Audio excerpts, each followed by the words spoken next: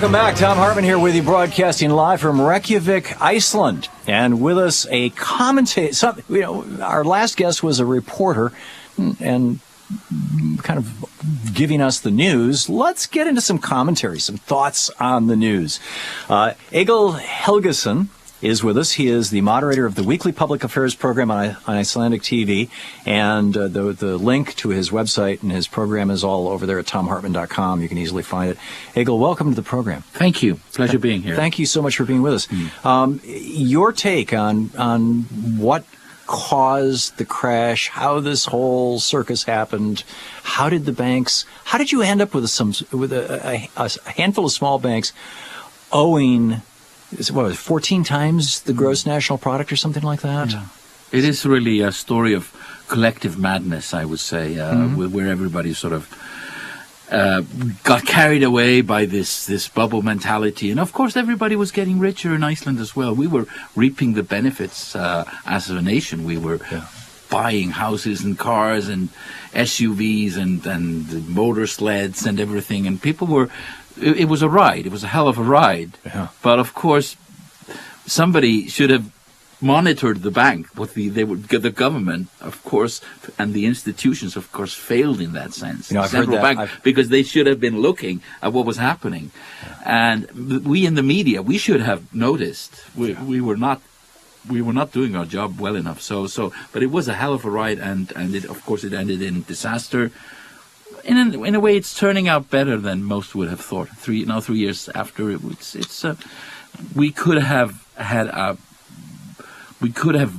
gotten the situation couldn't have gotten worse. We didn't have the soup kitchens or anything. Right, but still, you have a situation where you had these banks that were privatized just after the beginning of the 21st century. Yes. And then those privatized banks went nuts and started lending like crazy and feeding this whole bubble. And then it crashed. And then the privatized bank, correct me at any point if I get any of this wrong, I'm trying to super simplify it. And then the privatized banks got sold to vulture banking institutions, I would refer to them, who said, okay, we'll buy it for 50 cents on the dollar or 10 cents on the dollar in some cases. And then, having bought this distressed asset, they went back to the creditors and said, we bought your $100 loan for $25, yes, but we want you to pay us $100.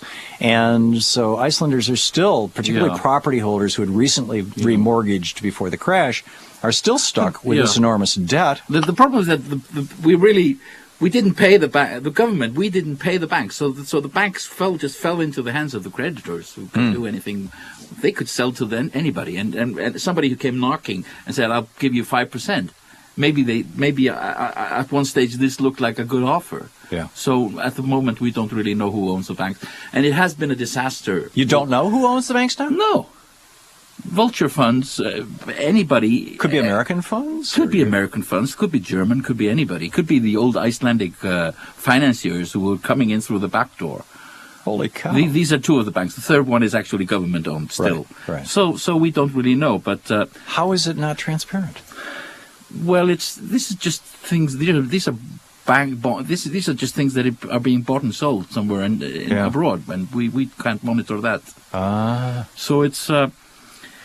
And if you look at the state of the homes, the indebtedness of the homes and the companies, this is not a good situation because we have this system of indexation of loans. So the loans really spiraled out of control after the crash, and stricter measures would have been called for, would have been necessary. So there's still a very real problem here, but there's a very real problem. But yet at the same time, as you pointed out, Iceland's doing better than, for example, Spain or Italy. The government finances are in better shape. Mm-hmm. I think we got a fairly good deal from the IMF. The IMF did not ask us to cut the budgets as much as they are used to. They gave the government a bit of a leeway to save the welfare system. So could that be because the Icelandic people voted no in two referendums? No.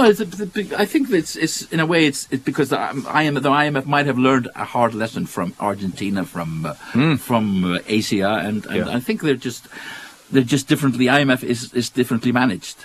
And it has, and so we got a better deal, and the government, and we have had a 3 years period of austerity, but the government finances are in much better shape than they were. There have been cuts, but the problem is that the wages are very far behind from what is happening in Europe and for example Norway and Sweden. So people are emigrating to Norway.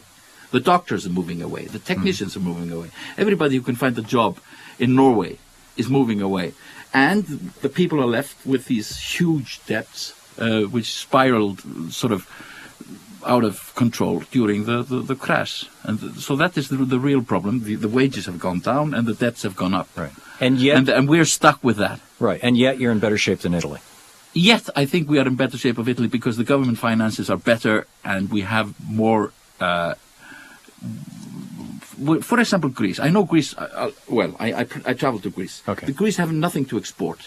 We can export our fish. We can export our products, energy, and stuff. So we have better ways of coping with the problems than many of the Mediterranean countries. You know, Adam Smith in his book Wealth of Nations, 1776, laid out this what is now absolutely kind of accepted conventional wisdom that wealth is the product of human labor added to natural materials, to raw materials. Yes. That if you have a stick on the ground, it has no value, no intrinsic value. If you add labor and carve it into an axe handle, it now has value that might last for generations. Yes. And so what I think I just heard you say is that Greece doesn't have the ability to actually create wealth. They don't make anything, they don't export anything. It does not. Which increasingly is I the position. despair for the Greeks. I love the Greeks. I even speak some Greek. I go there every year. I despair for them because they have very little means of getting out of the problem. And the only way they seem to have is tourism, and tourism does not prosper in a situation like they have in Greece now. Right.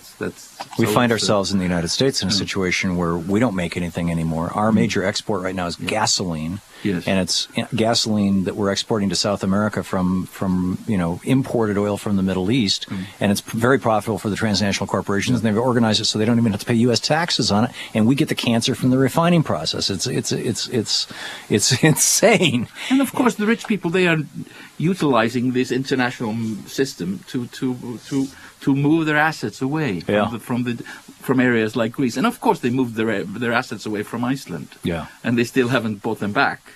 So everywhere we have the same problem, but it just manifests itself differently. You've been around the world, and you're a well-known commentator. We're talking with Egill Halgason, who has a weekly television program here in Iceland, in Reykjavik. What advice would you have for Americans? I mean, our banking system sort of collapsed. Yes. It's certainly consolidated. Arguably, there's hundreds of trillions of dollars in gray and black markets that are not on the books with CDOs and things that are still out there. Yes. A lot of us are of the opinion that this thing is still going to come crashing down, and probably a lot harder in the next few years. What have you learned here in Iceland that we need to know?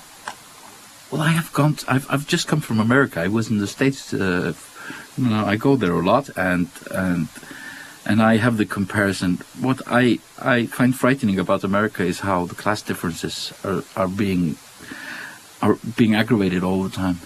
What is that? Aggravated? What do you mean? Or they aggravate how they are getting greater, the class differences. Okay. And the way walking the street in America and seeing all these homeless people, it frightens me. I always get this feeling of shock, and I feel that America is it is losing its way. It's the financiers have taken over the society, and we have this. For Americans, this is maybe a cliche, but we have this. We have to remember Dwight Eisenhower's speech from 1960 about the military-industrial complex taking over the society, and now we have a cartel of financier big companies. Who have taken over the country, have taken over American democracy. And we look at the candidates for the Republican nomination. Oh, Mitt Romney's a financier. And the Obama government is controlled by financiers. That too. And this is just, when you come from Europe, this is so. I love America. I find the place so fascinating. It is so dynamic, and I find the people so wonderful. I went to a basketball game with the Boston Celtics. It was fascinating. The people were there was a lot spirit of friendliness and sort of well-being there, and I loved being there.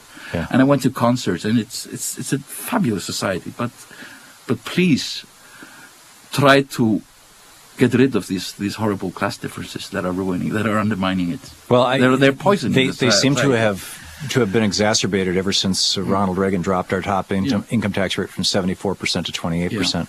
What's the average income tax rate here in Iceland? It's 37, I think, 38. 38 for the average wage earner. For the average, for the very rich. Yeah, it's higher. And, how much higher?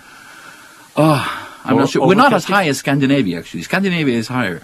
Yeah. But the Scandinavians, some people say that the key to the Scandinavian model is that people pay their taxes and they're happy about it. Yeah. In Iceland, we're sort of drifting away in the Atlantic. We're not quite we don't have the Scandinavian model. Yeah. But you have to remember that we do not have to pay millions to put our children to school. And we do not have to pay millions to insure ourselves. And we do not have to pay millions to get medical attention. Right.